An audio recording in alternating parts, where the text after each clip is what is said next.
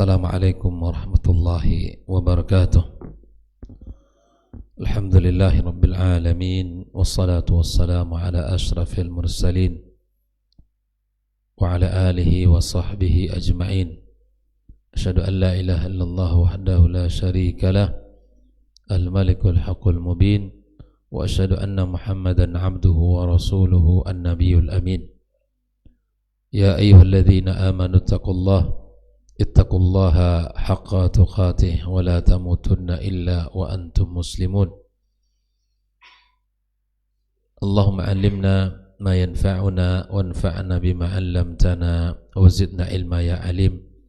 Amma ba'd, fa inna asdaqal hadithi kitabullah wa khairul huda Muhammad sallallahu alaihi wasallam wa syarrul umuri muhdatsatuha wa kullu muhdatsatin bid'ah wa kullu bid'atin dhalalah wa kullu dhalalatin finnar. Ikhwani wa akhwati fid din, kaum muslimin dan muslimat, saudara-saudari para penuntut ilmu dimanapun berada, alhamdulillah kita bersyukur kepada Allah Subhanahu wa ta'ala yang telah memberikan kepada kita kesempatan dan usia serta kesehatan di pagi yang penuh dengan keindahan ini. Mudah-mudahan Allah Subhanahu wa ta'ala selalu memberikan dan membukakan pintu-pintu kebaikan kepada kita dan memberikan kepada kita semangat untuk mengisinya dengan kebaikan-kebaikan. Salawat serta salam semoga senantiasa kita ucapkan untuk junjungan kita Muhammad sallallahu alaihi wasallam. Mudah-mudahan kita termasuk orang-orang yang mendapatkan nanti syafaatnya pada hari kiamat kelak. Ikhwani wa akhwati fiddin, pagi ini kembali Allah mudahkan kita untuk melanjutkan pembahasan tentang kitab kaidah-kaidah tauhid, tentang kaidah tauhidur rububiyah, masih seputar kaidah tauhidur rububiyah. Masih dalam seputar kaidah tauhidul uluhiyah. Tauhidur rububiyah sudah kita bahas pada beberapa bulan yang lewat. Kita masuk kepada kaidah yang ke-11 dari tauhid al-uluhiyah. Kaidah yang ke-11, al-ibadat tauqifiyah fi thubutiha 'ala an-nusus. Bahwa ibadah itu sifatnya tauqifi. Ya, sifatnya tauqifi. Ya, di dalam penetapan ibadah tersebut mesti berlandaskan nas.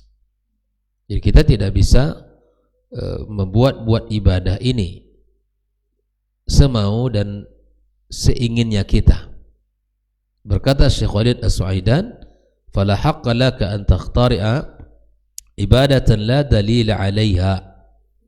Tidak pantas bagi kita untuk membuat ibadah yang tidak ada dalilnya.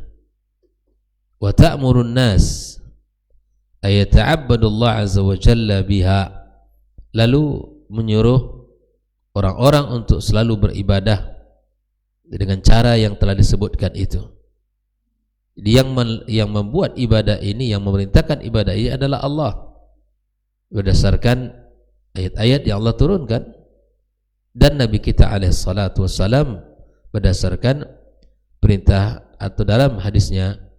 Nah, oleh karena itu khafillah, ibadah itu sifatnya tauqifi, sebagaimana yang dijelaskan bahwa dia berlandaskan kepada nas baik itu Al-Quran dan hadis Nabi sallallahu alaihi wasallam. Adapun dalil kaidah ini bisa kita lihat pada firman Allah dalam surah Asy-Syura, am lahum syuraka, apakah bagi mereka syuraka syara'u lahum minad dini ma lam ya'dzan bihillah. Apakah mereka memiliki syarikat selain Allah Subhanahu wa taala yang membuatkan bagi mereka agama, yang membuatkan syariat bagi mereka dari agama ini yang tidak diizinkan Allah Subhanahu wa taala. Dalam kehidupan kita ikhwafillah, tujuan kita adalah beribadah, tapi ibadah yang kita kerjakan tidak boleh asal-asalan, asal menurutnya baik, atau asal dikerjakan oleh orang banyak, atau asal bagus sepertinya, ya ini adalah kebaikan. Tidak.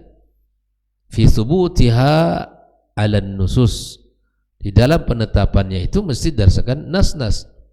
Makanya ketika dalam ibadah yang dicari adalah perintah, dalil yang harus kita kedepankan. Ketika disebut ibadah, mana dalilnya? Apa perintahnya terhadap ibadah ini? Ada tidak? Ya, maka itu ikhwafillah, di dalam bab ibadah yang mesti kita tengok ada tidak perintah-perintahnya, karena hukum asal ibadah ada dilarang. Tidak boleh dikerjakan sampai ada dalil yang memerintahkan kita. Nah, sifatnya tauqifi. Tidak boleh kita buat-buat, ya, tidak boleh kita hadirkan sesuai dengan keinginan kita tanpa ada nas-nas yang menunjukkan tentang ibadah itu. Wal idzin huna huwa al-idzn asy-syar'i ma lam ya'dzan bihi Allah. Maksud di sini adalah al-idzn asy-syar'i, li'anna idzn al-mudhaf ila Allah yanqasim ila qismaini. Izin ketika disebutkan kepada Allah terbagi kepada dua, idzn kauni wa idzn syar'i. Fal maqsud, dalam maksud daripada man lam ya'dzanillah di sini adalah al-idzn syar'i, secara syariat tidak diizinkan. Wa yadullu alaihi aidan ma fi sahih Bukhari, ya, sebagai dasar juga adalah apa yang disampaikan Rasulullah di dalam hadis yang diriwayatkan Imam Bukhari, datang dari jalur Aisyah radhiyallahu taala anha. Nabi SAW bersabda, man ahdatha fi amrina hadza ma laisa minhu fahuwa raddun. Ini juga menjadi dasar bagi kita dalam ibadah, agar tidak kita melakukan ibadah itu sembarangan. Rasul mengatakan yang membuat-buat perkara di dalam urusan agama ini, yang perkara itu merupakan perkara baru yang tidak ada dasarnya, ya, maka fawarat, ya, perkara itu akan tertolak. Melakukan satu ibadah yang baru di dalam agama ini, dan ibadah itu, ya, tidaklah disebutkan ada perintah dari Allah dan perintah dari Nabi alaihi salatu wassalam. Man ahdatsa fi amrina hadza ma laysa minhu fawarat. Tidak ada panduan, maka amalan itu jelas akan tertolak, tidak akan bernilai, tidak akan dipandang Allah Subhanahu wa taala. Capek-capek ibadah tapi tidak diterima. Itulah akibat dari tidak berpandu dalam ibadah. Akibat berbuat-buat atau membuat-buat ibadah yang tidak ada dasarnya. Ketat di dalam bab ini. Kita harus hati-hati. Kita harus hati-hati agar kita bisa beribadah dengan secara profesional, artinya sesuai dengan aturan. Kalau hari ini kan guru profesional mengerjakan SOP-nya dengan baik, dokter profesional mengerjakan SOP-nya dengan benar, ya, seorang pegawai, seorang yang bekerja di sebuah perusahaan disebut, ya, ahli yang profesional di bidangnya, karena dia mengerjakan sesuai dengan aturannya, ya, standar operasionalnya yang berlaku di sana dia kerjakan, sehingga dia menjadi orang yang disebut dengan, ya, profesional dalam bekerja. Nah, kita dalam ibadah juga demikian.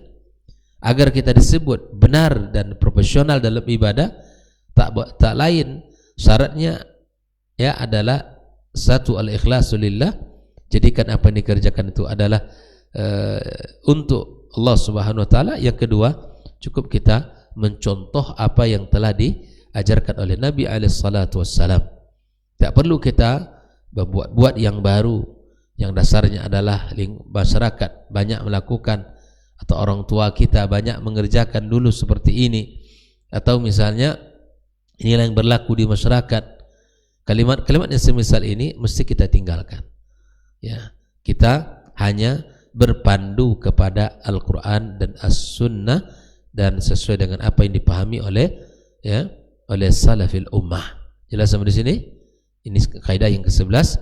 Nah, hadis dalil yang kedua dari riwayat Imam Muslim, bahwa dari jalur Aisyah juga, man amila amalan laisa alaihi amruna fahuwa raddun. Ada dua hadis, ya, dan kedua hadis ini jalurnya satu dari Aisyah radhiyallahu ta'ala. Yang pertama tadi, man ahdatsa fi amrina hadza ma laysa minhu fawarat. Yang kedua adalah man amila amalan laysa alaihi amruna fawarat, yang mengerjakan satu pekerjaan yang tidak ada dasarnya dari agama ini, jelas mardud, tertolak, tidak akan dipandang Allah, tidak akan diterima Allah. Kalau kita ingin ibadah ini tercatat rapi di sisinya, kerjakan sesuai dengan perintah Allah Subhanahu wa taala dan Rasulnya. Ya, kerjakan sesuai dengan apa yang disarankan oleh Nabi kita alaihi salatu wassalam. Baik. Kita masuk kepada akidah kepada kaidah al-uluhiyah yang ke-12.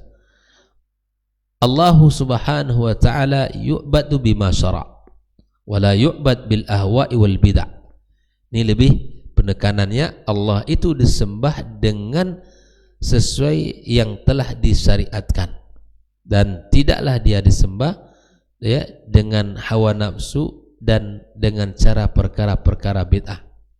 Allah itu disembah berdasarkan apa yang telah disyariatkan, bukan berdasarkan hawa nafsu, bukan berdasarkan perbuatan bid'ah. Fa innallaha la yaqbalu, ya Allah tidak menerima, wala yurfa syai'an wala yarfa syai'an minal a'mal, dan tidak menerima dan tidak mengangkat sesuatu dari amal ini illa idza kana qa'iman ala saqil ikhlasi wal mutaba'ati lin nabi sallallahu alaihi wasallam. Bahwa amal ini tidak akan diterima Allah ya kecuali telah memenuhi dua syarat. Yang pertama al-ikhlas lillah, yang kedua adalah mutaba'atun nabi, mengikut contoh dari Nabi sallallahu alaihi wasallam. Wa hadza muttafaqun alaihi baina ahli ilmi, dan ini disepakati oleh para ahli ilmu.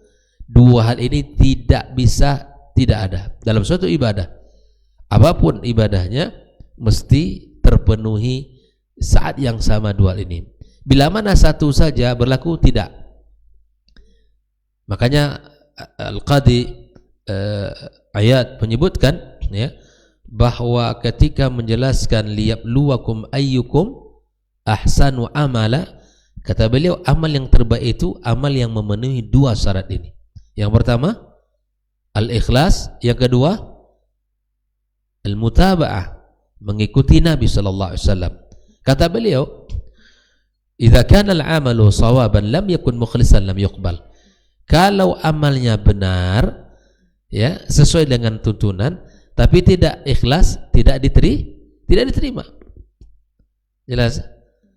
Wa in kana mukhlishan lam yakun sawaban lam yuqbal. Begitu juga bila mana amalnya ikhlas lillah ya kemudian tidak mengikuti contoh, terima apa tidak? Tidak diterima juga.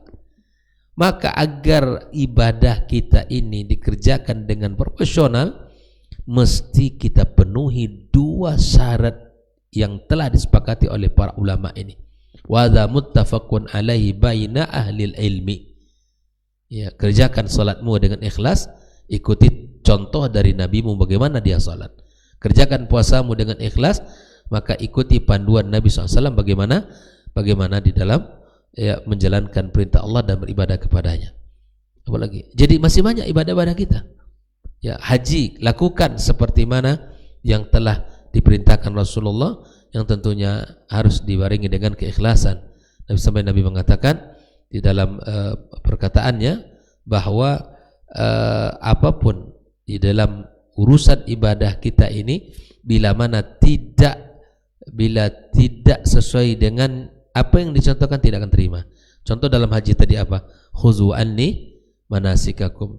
Ambillah cara haji kalian dengan apa yang telah kuajarkan. Tinggal lagi kita menjaga hati, menjaga niat agar perbuatan kita tidak ya, tertolak di sisi Allah Subhanahu wa taala. Baik. Berkata Syekh Walid As-Suaidan, wa qad waradat fil Qur'ani ayatun katsiratun tadhummu ittiba'al ahwa. Di dalam Al-Qur'an telah terbanyak ayat-ayat yang menunjukkan tercelanya mengikuti hawa nafsu. Ya, wa tuhadzir min ittiba'il hawa. Bal inna Allah azza wa jalla ja'al al-hawa ilahan muttaba'a. Dan bahkan Allah menyebutkan ada hawa nafsu itu yang diikuti, yang disembah. Allah katakan, ara'aita man ittakhadha ilahahu hawa fa anta takunu alaihi wakila. Ya, di sini Apakah kamu melihat ya bahwa ada orang yang menjadikan hawa nafsunya sebagai ilah? Ya, fa anta takunu alaihi wakila. Jelas disebutkan oleh Allah Subhanahu wa taala. Nah, oleh karenanya kita tidak ada yang kita wakilan, dan menyembah Allah Subhanahu wa taala adalah sesuatu yang menjadi kemuliaan kembali kepada kita. Tapi ingat, ibadah kepada Allah itu tidak bisa dilakukan sembarangan. Harus memenuhi dua syarat tadi. Yang pertama, ikhlas. Yang kedua, mutaba'atun Nabi sallallahu alaihi wasallam. Fa idzan la yajuz an na'budallah la biqaulin wa la bi fi'lin. Ya, kalau begitu tidak boleh kita menyembah Allah tidak dari perkataan dan tidak pula dari perbuatan, illa idza kana masyru'an, kecuali ya hal yang telah disyariatkan. Wa ammal ahwa'u wal bid'u fala yaqbalu Allah azza wa jalla minha syai'a. Adapun perkara-perkara bid'ah yang tidak akan diterima Allah sedikit pun. Ahibati fillah, inilah dua kaidah yang luar biasa yang mesti kita pahami. Yang pertama, kaidah yang ke-11 di dalam pagi ini, bagian pertama atau dalam urutannya kaidah yang ke-11, al-ibadat tauqifiyatun fi thubuti 'ala nusus. Ibadah itu sifatnya tauqifi, ya, kemudian kedudukannya atau penetapan ibadah itu mesti berdasarkan dalil. Itu cukup.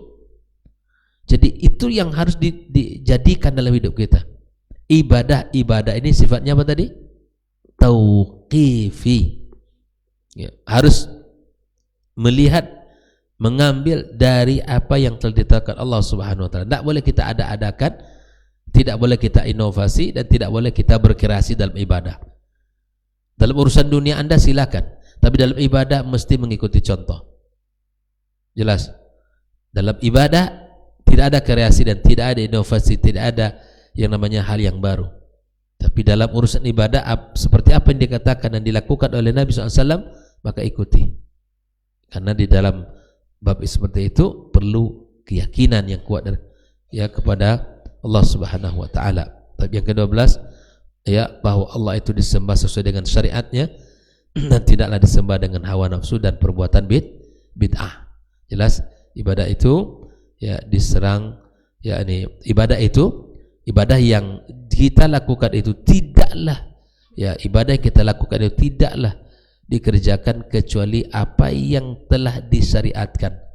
Ya, artinya Allah perintahkan ini kita lakukan, Nabi perintahkan ini kita kerjakan.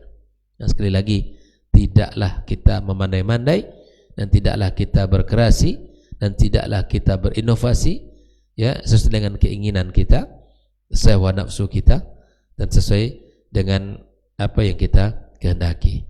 Contoh, solat subuh ini kan solat hanya 2 rakaat, padahal kita kerjakan di waktu yang sangat badan kita fit sekali kan, bangun tidur.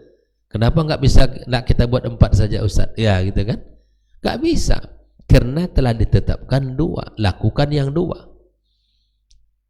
Kalau 4 kan lebih bagus, lebih banyak. Bagus menurut siapa? Begitulah syariat. Akal kita la madkhalalah. Kalau kita nggak punya celah di situ, ya kan? Zuhur kena 4, asar kenapa 4? Ya kan, misalnya seperti itu. Bukankah waktu zuhur, waktu orang sibuk, lelah, banyak, capek, kenapa nggak 2? Seharusnya subuh ini 4, kan begitu? Nah, boleh nggak kita balik? Ya nggak boleh. Karena ibadah itu tauqifi, dan ibadah itu adalah sesuai dengan apa yang disyariatkan ya oleh Allah SWT, dan tidaklah dia beribadah kecuali dengan tidaklah dia beribadah dengan hawa nafsunya. Karena banyak orang hari ini dasar-dasarnya orang tua, kakek nenek, kemudian kehidupan masyarakat telah banyak mengerjakan, itu masih banyak dasar-dasar itu, maka kita tinggalkan seluruh ibadah-ibadah yang tidak disyariatkan oleh Allah ya Subhanahu wa ta'ala, kita tinggalkan. Nah, mudah-mudahan 2 kaidah ini bisa kita pahami ya. Bisa Irfan, bisa pahami kaidah ini? Ibadah itu sifatnya apa tadi?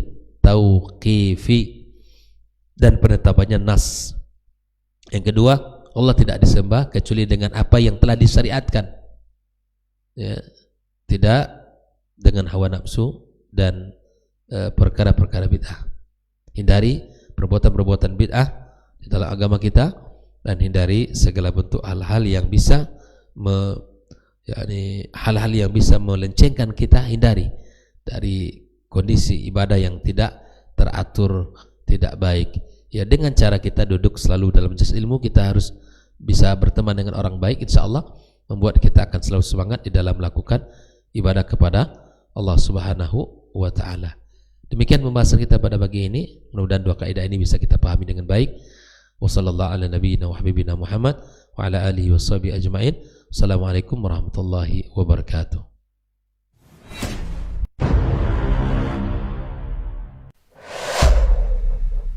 Dunia dan seisinya ini bagi Allah tak sama nilainya dengan sebelah sayap lalat. Barang siapa yang beramal untuk akhiratnya, Allah akan cukupkan baginya urusan dunia. Sayati zamanun 'alan nasi as-sabiru fihim qalqabit al-jamarah. Akan ada satu masa di akhir zaman yang berpegang teguh dengan agamanya seperti orang yang sedang memegang bara